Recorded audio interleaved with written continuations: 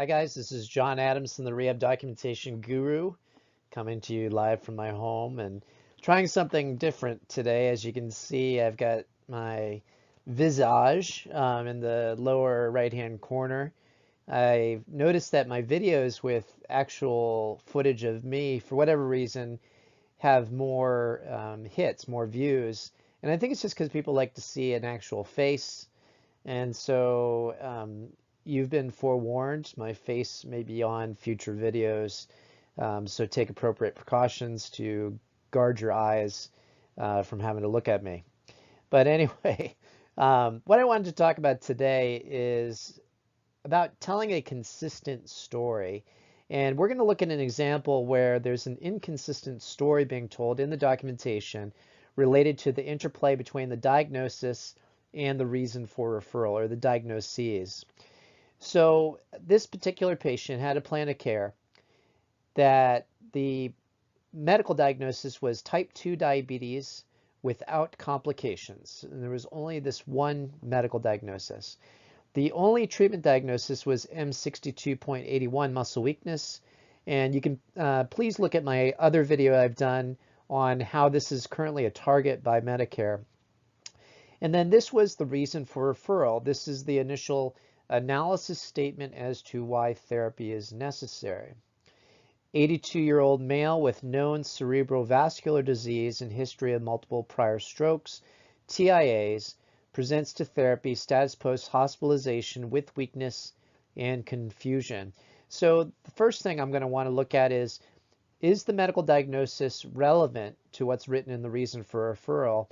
And in this case, it is not. So that's a number one problem. Number two, there's a medical issue mentioned in the reason for referral that should have been coded as a medical diagnosis, and it is not. That's another problem with this. Now, look at the treatment diagnosis, muscle weakness, and this does mention that weakness was a problem, and then it talks about confusion. Now, if this is going to be an underlying impairment that is causing problems for the patient in therapy, then there may be an appropriate code related to cognition that we could use here as well. So this is not telling a consistent story, and we want consistency. So the reason for referral should have said something like this, based on what's included for diagnoses.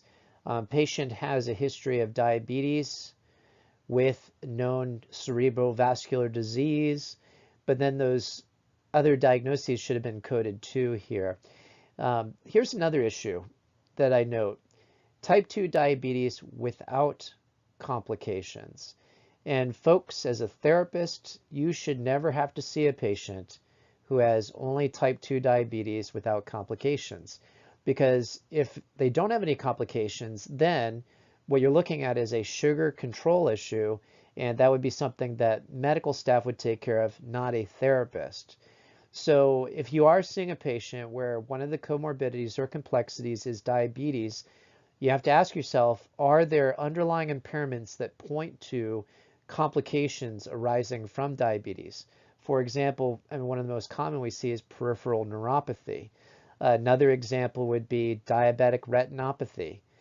So there's lots of complications arising from diabetes that then you as a therapist get involved in.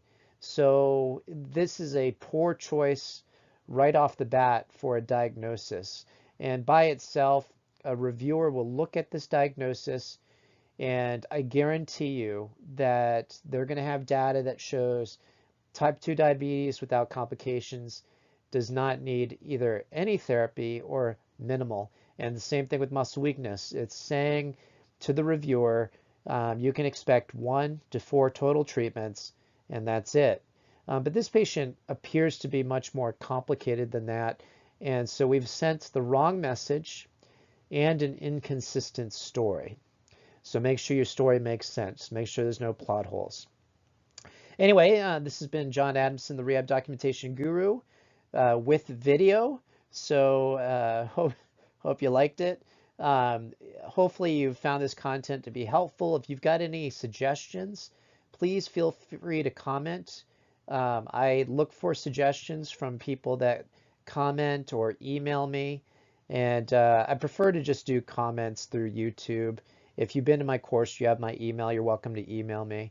I just don't want to be inundated through the email. And anyway, feel free to like, subscribe, and tell your friends about this. Take care of yourself. Bye-bye.